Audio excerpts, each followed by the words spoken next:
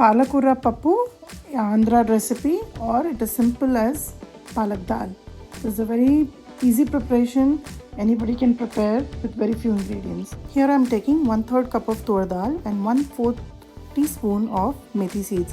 I'm going to wash it a couple of times and I've soaked it for about 1 hour. It's important to soak all your legumes for a couple of hours to avoid the phytates which create bloating. I'm adding the dal to the pressure cooker along with the methi seeds. Add a 1/4 teaspoon of turmeric powder, a drizzle of oil, and let it boil. All this scum that floats on top should be removed. This is not good for your stomach. It creates gas and bloating. So once that's taken out, now the dal is still boiling. I've added a 1/4 teaspoon of hing. Close the lid and take about 2 to 3 pressure whistles. I've taken about a pound of baby spinach. This comes cleaned, washed, and it's ready to prep. I'm going to fine chop all of this and take it in a bowl. This method of preparation has very few ingredients and it's very nutritious to prepare. You can prepare the similar kind with other greens like tandakirai or pasalakirai and so many other varieties of spinach which we get in the south. The dal is fully cooked and the pressure vessel has settled, and here you can see it's very nicely cooked, nice and soft. Now I'm going to put it back on the gas stove and start the gas on a medium flame. Add all the chopped spinach to it and add about 1.5 cups of water. I'm going to go ahead, mix it, allow this to start boiling so that the spinach can wilt and reduce. The water that you see is a ghee water. I had made ghee and nothing goes wasted. So we wash the kadai and take out the ghee water and set it aside. So I've used that. While the dal is still boiling with the spinach, I'm going to go ahead and cut the tomatoes. This is just one tomato I'm using, and I preferred cutting it inside out so that it doesn't lose its juices. That's your tip for the day. So cut it as fine as you can. In a kadai here I've taken about 1 tablespoonful of coconut oil.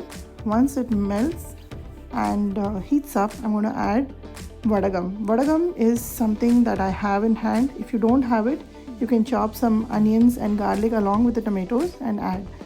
Vadagam is a combination of spices and flavoring ingredients, so I'm going to use that. I've taken a teaspoon of mustard seeds, about 2 dry red chilies. I don't even need to add this, but still I'm adding, and about a tablespoonful of Vadagam. Don't think it's burnt. This is how it needs to fry.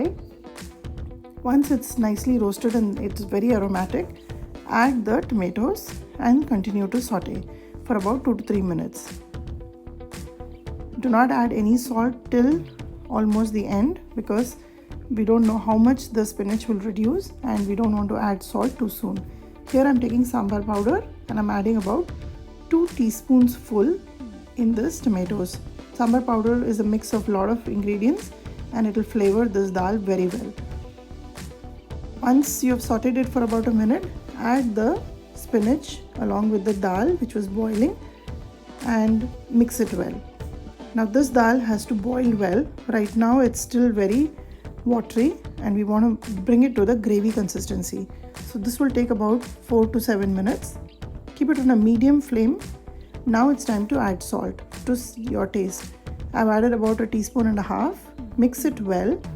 And this portion will serve easily about 4 to 5 people.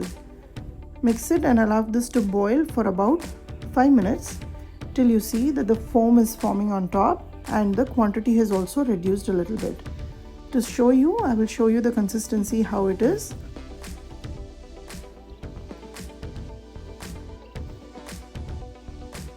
You can see that the dal is still a little watery, if you can see.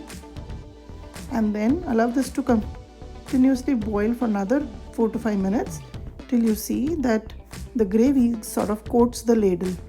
That's the time you turn off the gas and this dal is ready to serve. Today I'm serving this dal along with bhindi and some very hot rice.